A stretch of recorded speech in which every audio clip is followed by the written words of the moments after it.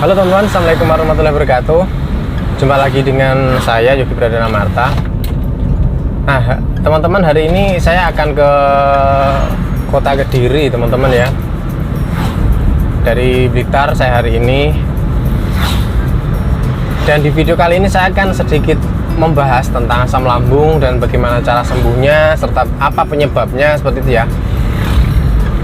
Dan juga beberapa hari terakhir di media televisi juga sering diberitakan ya bahwa salah satu seorang anak dari selebritis ya, dari Mas Anang Hermansyah, Aurel, itu juga mengalami masalah asam lambung teman-teman. Dan dia saat ini dalam masa pengobatan juga, endoskopi juga seperti itu. Jadi gini ya teman-teman semuanya, ini berdasarkan pengalaman saya dulu. Ini berdasarkan apa yang saya rasakan dulu. Asam lambung itu faktor utamanya, penyebabnya itu malah justru bukan dari makanan teman-teman ya, tetapi dari pola pikir. Jadi yang saya maksud pola pikir di sini adalah stres ya, pola stres. Jadi kita itu harus benar-benar bisa mengatur pola stres teman-teman. Katakanlah gini, kita kerja, boleh kita kerja, tetapi kita nggak boleh terlalu menforsir pikiran kita fokus kepada pekerjaan kita seperti itu. Kita saat ini bekerja, nanti setelah bekerja selesai, ya udah jangan sibukkan pikiran kita dengan masalah pekerjaan. Intinya seperti itu. Karena berdasarkan pengalaman saya teman-teman, dulu sebelum saya kena masalah gangguan lambung dulu ya, itu ketika saya makan aneh-aneh ya, itu juga nggak terjadi masalah yang serius gitu loh. Tetapi ketika saat itu saya banyak kerjaan, kurang istirahat juga, kurang istirahat itu kan merupakan faktor ini ya, pola hidup ya, pola hidup yang kurang benar lah, katakanlah seperti itu. Saya banyak kerjaan ya, kurang tidur. Nah ketika saya makan aneh-aneh, di situ muncullah masalah asam lambung seperti itu. Nah, jadi ketika kita ingin sembuh dari masalah asam lambung ini teman-teman ya, kita ingin sembuh dari masalah asam lambung, tentunya yang pertama harus kita benahi adalah pola pikir teman-teman ya. Bagaimana kita bisa enjoy, bagaimana kita bisa senang, bagaimana kita bisa memanage pola stres kita supaya hidup kita itu enjoy itu teman-teman. Karena begini, orang yang mengalami asam lambung itu biasanya kan disusul dengan adanya sulit tidur. Ketika kita sulit tidur, otomatis kita mengalami gelisah. Dan masalah asam lambung ini juga memicu yang namanya anxiety teman-teman ya, itu perlu diketahui. Jadi yang paling pertama adalah kita kelola pola pikir ya, pola pikir dimana kita harus senang, dimana kita harus bisa tenang, kita harus bisa memanage pikiran kita.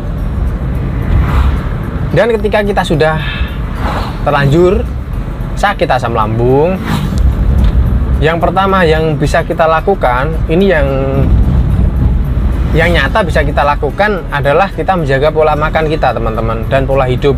Kalau masalah pola pikir biasanya semakin kita berusaha untuk tenang, biasanya kita akan semakin cemas. Itu ketika kita sudah sakit gitu ya. Sebelum kita sakit teman-teman, yang menjadi faktor utama penyebab asam lambung itu kan justru malah pola pikir kan. Tetapi ketika kita sudah sembuh, sudah sakit, terlanjur sakit seperti itu, justru kita mengolah pola pikir itu yang sangat sulit teman-teman. Itu sangat sulit sekali bagi saya. Karena apa? Karena ketika kita mengalami masalah asam lambung, GERD, itu disertai dengan kecemasan. Nah kecemasan itu sangat sulit untuk kita kontrol. Nah itu loh teman-teman ya. Makanya di situ seringkali terjadi masalah lingkaran setan gitu. Ketika kita asam lambung, kita akan cemas ya, takut mati, kemudian gelisah. Nah itu sebenarnya justru akan meningkatkan asam lambung. Jadi teman-teman, yang bisa kita lakukan adalah menjaga pola makan dan pola hidup. Itu yang pertama teman-teman ya. Yang pertama kita jaga itu aja dulu. Nah, ketika kita udah bisa menjaga itu, kita katakanlah mantang makanan selama 1 bulan 2 bulan ya.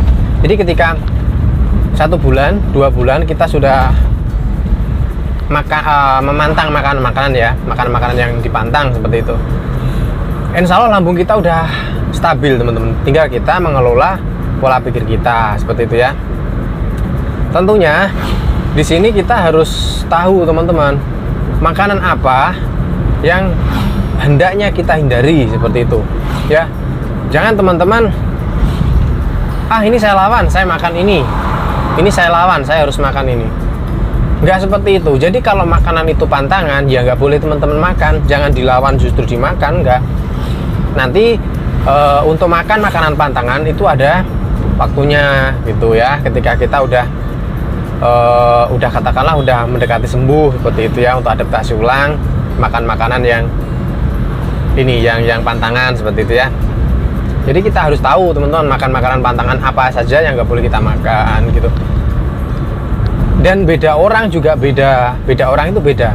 Kadang saya makan ini cocok, dia makan itu nggak cocok seperti itu beda orang beda. Jadi yang tahu kita sendiri, kita nggak usah takut untuk mencoba makanan. Kita coba aja dikit yang jelas ya teman-teman, yang nggak perlu teman-teman coba yang jelas. 1 coklat, kemudian mie instan, ketiga pedas. Nah itu nggak boleh teman-teman coba, karena makanan itu siapapun tidak cocok seperti itu ya. Kalau makanan-makanan yang lain itu bisa teman-teman coba. Suatu misal semangka, saya selalu bilang semangka buah ya ini ya, semangka nggak boleh dimakan. Oh mas, saya makan semangka nggak apa-apa. Nah itu yang saya maksud, beda orang beda. Tetapi kebanyakan makan semangka, banyak yang tidak tahu, malah justru meningkatkan asam lambung, memperparah mah seperti itu teman-teman ya.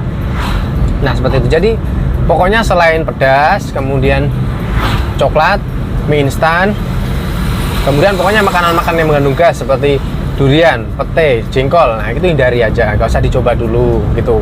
Selain itu silahkan dicoba. Kalau memang cocok dilanjutkan, kalau nggak cocok dihentikan. Berarti itu makanan pantangan untuk teman-teman seperti itu ya. Nah itu. Jadi yang bisa kita lakukan adalah menjaga pola makan dan pola hidup kita. Itu yang paling bisa kita lakukan. Dan saya rasa itu bisa kita lakukan, tidak perlu bertahun-tahun, tidak perlu berbulan-bulan teman-teman ya. Kita cukup lakukan 1-2 bulan untuk makan makanan pantangan.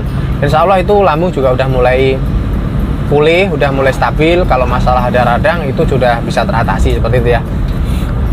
Kemudian masalah pola pikir teman-teman ya, tentunya pola pikir ini sangat sulit. Kadang-kala kita kesulitan, karena semakin kita berusaha tenang, kadang kita malah semakin panik biasanya seperti itu ya. Kita semakin panik, kita semakin cemas biasanya gitu. Kita semakin berusaha untuk tidak panik, biasanya kita akan semakin panik seperti itu ya. Itu sudah wajar. Jadi yang bisa kita lakukan adalah teman-teman, satu ya, kita tidak perlu cerita kesana kemari kepada orang-orang yang belum pernah mengalami masalah asam lambung ya. Justru ketika kita cerita kesana kemari apa yang kita rasakan, belum tentu orang yang kita berikan cerita gitu ya, kita curhatin itu tahu bagaimana cara mengatasi asam lambung, bagaimana cara mengatasi ataupun bagaimana cara menanggapi orang-orang yang terkena masalah asam lambung seperti itu ya. Jadi kita diem aja, kita nggak usah curhat aja kepada orang-orang yang pernah sakit dan sudah sembuh. Biasanya mereka akan cenderung memberikan motivasi, akan cenderung memberikan penenangan supaya teman-teman tidak terlalu panik gitu. Intinya seperti itu ya teman-teman ya. Jadi yang bisa teman-teman lakukan adalah sering-sering curhat kepada orang-orang yang pernah sembuh seperti itu. Persering menonton video-video motivasi Gear Anxiety, informasi-informasi yang bermanfaat seperti channel yang saya suguhkan kepada teman-teman saat ini seperti itu ya. Itu yang bisa teman-teman lakukan untuk mengelola pola pikir, supaya pola pikir kita tidak terlalu berlebihan dalam mengatasi ataupun mengartikan masalah asam lambung seperti itu teman-teman. Itu yang saya lakukan dulu. Nah nanti apakah kita selalu akan cemas seperti itu? Jawabannya enggak teman-teman ya. Jadi ketika kita sudah lambungnya udah mulai enakan ya, kita mantang 1 bulan 2 bulan, nanti akan disusul dengan kecemasan yang mereda. Jadi kecemasannya nggak akan selalu di 100%, nggak, nanti mereda teman-teman, akan turun, kadarnya akan turun. Dengan stabilnya lambung, stabilnya asam lambung, kecemasan juga akan mereda.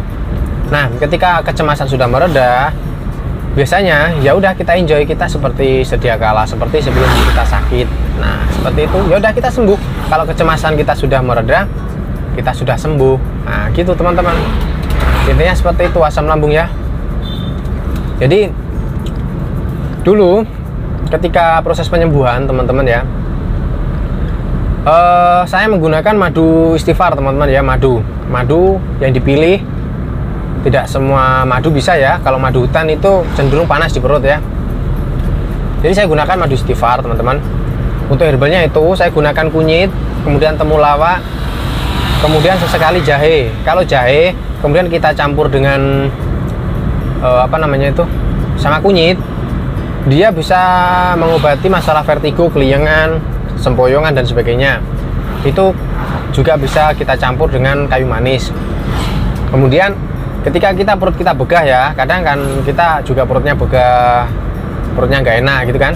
Nah itu kalau kita anxiety itu juga akan sangat menyiksa teman-teman ya. Kita takut mati kalau kayak gitu aja. Itu yang kita bisa lakukan adalah ambil air hangat, kemudian kita parut kencur ya. Kita parut kencur, kencurnya secukupnya, nggak usah banyak-banyak. Kemudian kita kasih madu istighfar sepucuk sendok ataupun setengah sendok, kemudian kita minum. Insya Allah masalah perut begah akan segera teratasi, sembuh teman-teman ya. Insya Allah sembuh. Seperti itu, pokoknya itu aja ramuan-ramuannya. Jadi justru ketika kita minum obat terus menerus teman-teman ya, obat kimia, obat dokter itu malah justru nggak bagus teman-teman ya. Kita khawatirkan malah justru akan merusak organ ginjal dan sebagainya. Jadi asam lambung itu sebenarnya nggak melulu kita harus minum obat terus menerus, nggak. Dan dokter pun sebenarnya juga menyarankan nggak usah minum obat terus menerus seperti itu. Nanti malah justru ketika kita terpengaruh dengan obat, ketika kita kambuh dikit-dikit kita udah obat, kambuh dikit-dikit kita udah obat, kerasa nggak enak dikit kita udah obat, seperti itu teman-teman. Yang saya khawatirkan seperti itu. Jadi cari yang aman aja, cari yang tanpa efek samping seperti itu teman-teman ya. Kita bisa gunakan madu istighfar rutin. Insya Allah juga masalah peradangan, kemudian masalah sariawan, masalah luka di lambung, masalah asam lambung ya, itu akan teratasi. Masalah sempoyongan, masalah kurang energi, nah kayak gitu teman-teman. Jadi santai aja untuk mengatasi masalah asam lambung, karena dia ini tidak berbahaya. Dan asam lambung itu juga bisa membunuh kita secara mendadak seperti itu ya, beda dengan sakit jantung gitu teman-teman. Pokoknya tetap tenang, tetap slow ya, gak usah banyak mikir yang aneh-aneh, gak usah banyak mikir yang macam-macam. Intinya semua yang sakit asam lambung pasti akan diberikan kesembuhan. Itu aja teman-teman ya. Nah, itu dulu teman-teman ya yang bisa saya sampaikan di video kali ini. Semoga bermanfaat, dan juga semoga teman-teman Lagas diberikan kesembuhan dan kesehatan lagi oleh Allah Subhanahu wa Ta'ala. Seperti itu ya.